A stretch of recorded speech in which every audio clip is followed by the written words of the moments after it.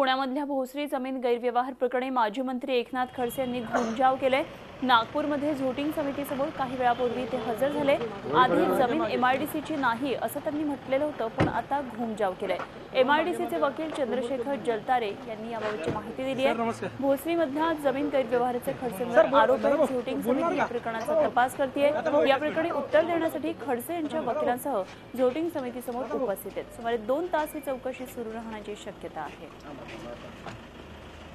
यांनी स्वतःचे गोड गैरसमज करून घेऊन की ही जमीन आता ह्या सगळं प्रकरण व्यपगत झालेलं आहे, सगळे हा सगळा त्यांचा जो पहिला जो स्टँड होता, ज्यांनी अतिशय पॉवरफुली सांगितलं की जमीन जी आहे ते ही सगळी प्रक्रिया पूर्ण न झाल्यामुळे आमचं सेलडीड सगळं बरोबर आहे, आम्हाला घ्यायचा अधिकार आहे, हा स्टँड त्यांचा बरोबर नव्हताच। हे जे सांगतात आम्हाला काहीच माहित नाही, आम्हाला काहीच माहित नाही, यालाही अर्थ नाही। आणि पहिल्यांदा तर त्यांचा स्टँड असा होता की नाही ते सगळं बरोबर आहे व्यवहार।